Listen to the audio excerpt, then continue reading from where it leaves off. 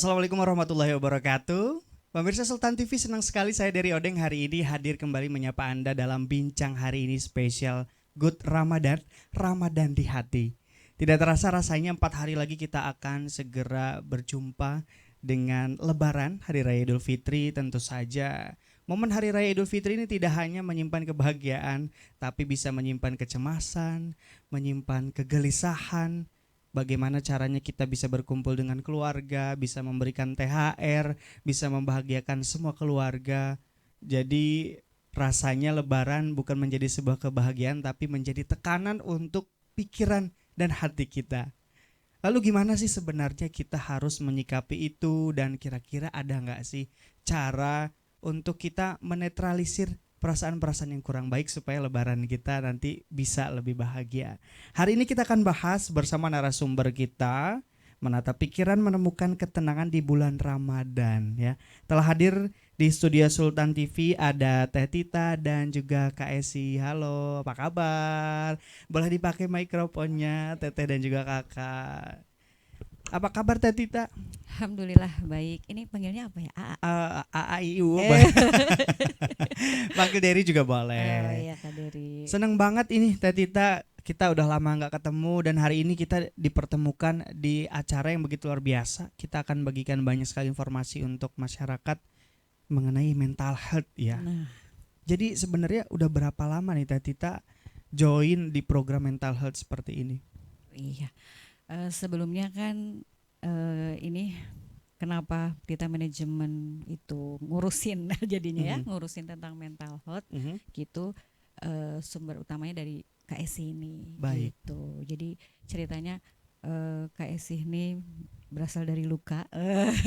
Kan ada biasanya kalau misalnya kita mengalami sesuatu yang mungkin deep, nah kita nih hijrah gitu. Jadi beliau waktu itu hijrahlah ke Bali gitu, menyembuhkan luka di Bali gitu.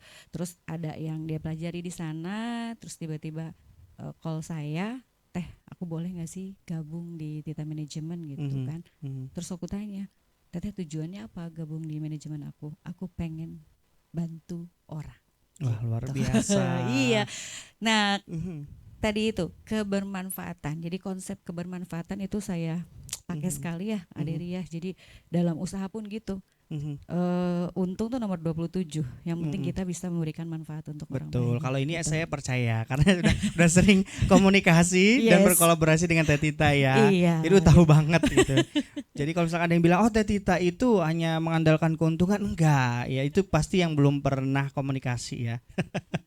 Kalau KSI sendiri, tadi itu kan Teh Tita sampaikan bahwa sebelumnya pernah ada luka. Terus siapa sih sebenarnya yang menginspirasi jadinya pengen bantu orang deh? Sebenarnya yang menginspirasi saya pengen bantu orang adalah diri saya sendiri. Karena saya sadar ada di posisi dan mengalami hal seperti itu tidak enak. Kita melimitasi diri bahwa kita tidak berharga, kita udah merasa untuk apa hidup. Judgementnya sangat dalam lah untuk diri kita sendiri, yang sampai menentukan kalau bunuh diri tidak dosa, lebih baik mati. Seperti itu ya kan. Jadi saya sadar rasa itu tidak enak, makanya saya pengen bisa bantu orang, jangan sampai merasakan seperti yang saya rasakan. Betul, dan kasus suicide ini di Indonesia meningkat loh ya. Sampai kemarin terakhir ada anak SD, itu mengerikan sekali ya. Nah, di antara program-program tentang mental health ini ada yang namanya meditasi dan access bars. Nah, kalau Teh Tita sendiri tadi kita sempat ngobrol-ngobrol di luar studio, itu ada program meditasi nih. Sebenarnya apa sih yang beda meditasi yang dibawa oleh access bar ini? Kalau meditasinya sendiri kan mengimbangi. Awalnya kan fokusnya kita di access bars gitu. Jadi saya sih setelah memutuskan untuk gabung di manajemen saya, pulanglah dia ke sini, ya udah akhirnya kita mengenalkan dulu nih, mengedukasi ke orang terdekat dulu ya, terutama Teteh. Ayo gue diakses dulu nih. Terus terang dulu Teteh asam lambung ya, gitu, kecemasan dan lain sebagainya. Itu suntik ranitidin tuh rutin banget. Oh, gitu. karena sering cemas gitu ya? Sering cemas. Jadi yang 5 tahun ke depan sudah saya tarik, yang 10 Oke. tahun ke depan udah ditarik gitu ya. Nanti anak gue gimana, nanti gue gimana, itu tuh yang bikin akhirnya kita jadi cemas gitu. Suntik lagi di akses bar sama TSI. Oh, bisa ngopi sekarang deh. Wah. Tadinya ngopi tuh dihindari banget Oh. untuk orang yang punya sakit lambung, benar nggak? Baik, betul. Ngopi tuh enggak. Teh Tita Jadi tuh sekarang enggak. aman ya kalau dia ngajak Ngopi ngopi. yuk. Aman gitu. Nah, setelah itu berkembangnya kita ya 2 tahun ya, tadi ditanya juga berapa lama. Setelah 2 tahun ya Teteh gabung ya, alhamdulillah. Terus aku mulailah, Teh, ini kayaknya perlu sebelum akses bar nih ada beberapa teman kita atau klien kita tuh yang perlu meditasi dulu gitu. Akhirnya aku belajar ya kan sama Kapeti ya, teman kita di Batam, salah satu praktisi juga gitu. Nah, aku pernah mau belajar akses bars juga. Ternyata tadi itu yang diceritain, tarik energi negatifnya nempel ke kita. Iya, nggak Karena ada bisa- beberapa nggak bisa orang rilis. yang personalitinya itu sensitif gitu ya kali ya. Iya. Mungkin. gitu. Jadi akhirnya kita combine lah si meditasinya ini bersama akses bar, karena memang ada beberapa case yang perlu dimeditasi dulu, atau ya udah nggak apa-apa nggak meditasi tapi langsung Akses bar. akses bar. Jadi gitu. kalau meditasi ini ya masyarakat mungkin sudah lebih familiar gitu Iya. ya, dan banyak dari kalangan masyarakat yang punya masalah beralih ke meditasi gitu ya. Tapi kalau akses bar sendiri banyak masyarakat yang belum tahu, termasuk saya pribadi. Nah, sebenarnya akses bar itu seperti apa dan asal mulanya itu dari mana Kak Esi? Jadi yang saya pelajari itu emang akses bar itu diperkenalkan oleh Gary M. Douglas, ya warga luar sana lah ya, pada tahun 1990. Karena kebermanfaatannya mungkin sangat bagus, akhirnya disebarluaskan lah. Kita ada konsesionesnya, jadi benar-benar sertifikasi. Kalau yang tidak bersertifikasi ya tidak bisa up, karena nanti kasusnya ke hukum gitu kan. Jadi setiap praktisi itu harus mengikuti kelas dan berbayar, dan yang mengajarkan pun memang harus ada kekonsesionesnya, ada izin legalnya gitu kan.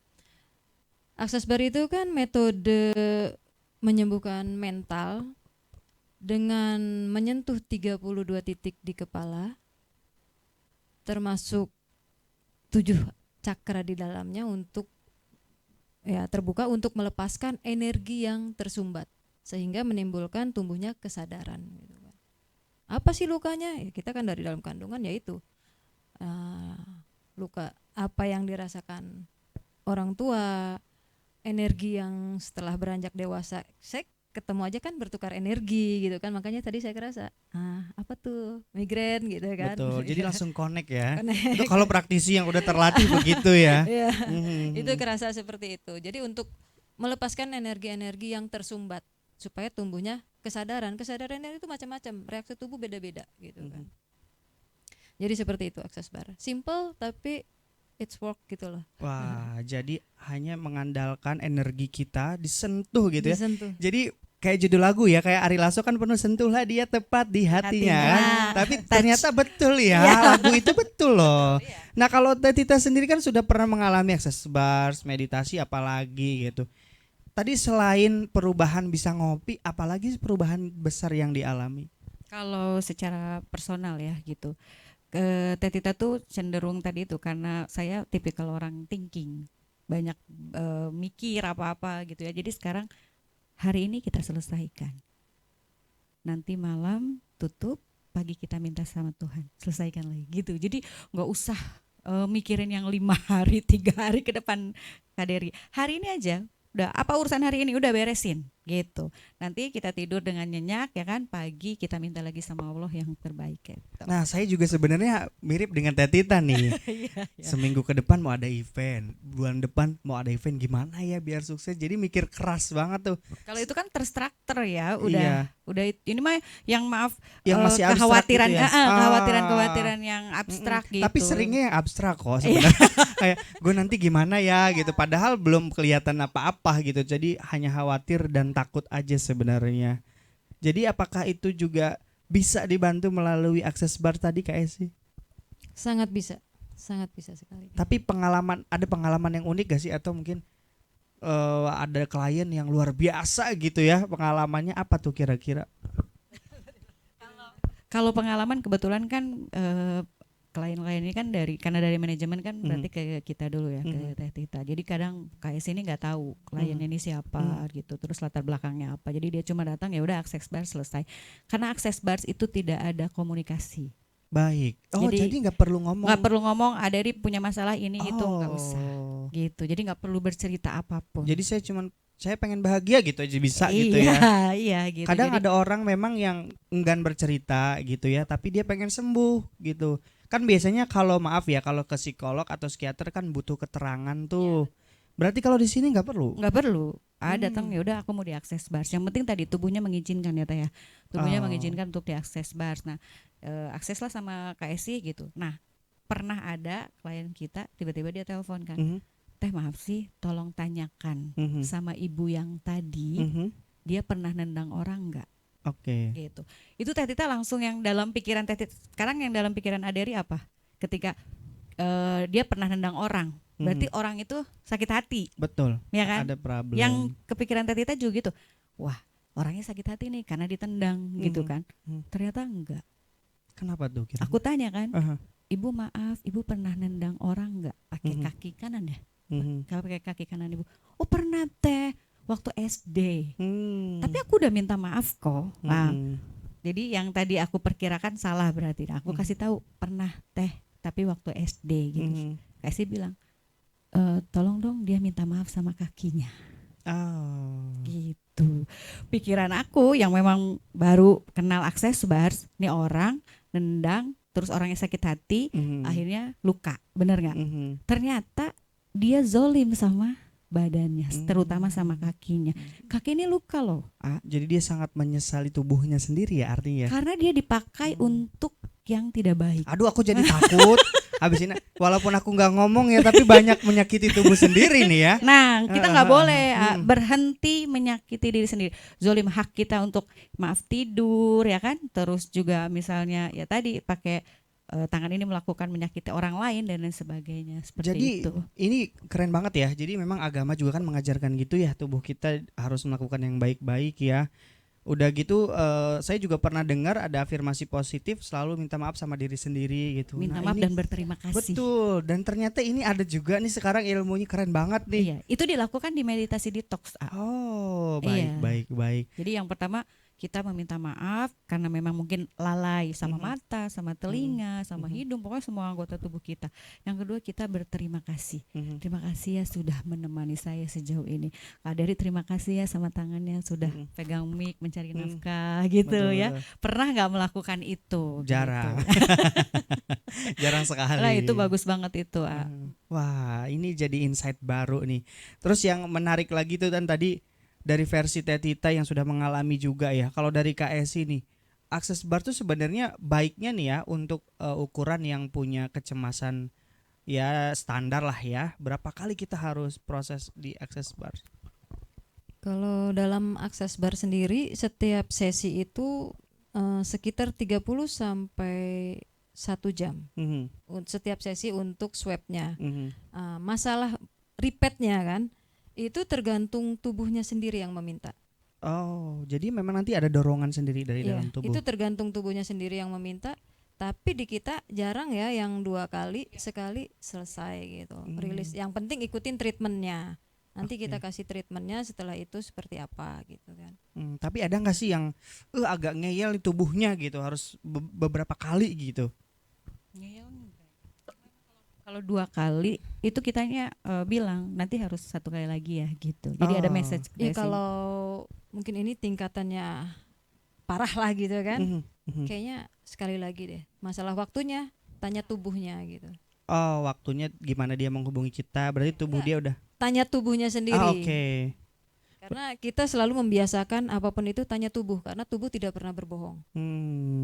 Menarik sekali ini. Terus juga kan ini pasti namanya bulan suci Ramadan ya, kita nggak bisa membohongi diri kita dan masyarakat ya. Banyak sekali tekanan di bulan Ramadan, kecemasan, tapi banyak orang menghiraukan, mengabaikan itu ya. Udahlah biarin aja nanti juga ada rezekinya dan sebagainya. tapi ternyata nanti ujung-ujungnya bisa sakit yang lebih parah. Kita akan ngobrol tentang itu, Teh Tita dan juga Kak Esi, tapi jangan kemana-mana pemirsa, tetap bersama kami di Bincang Hari Ini.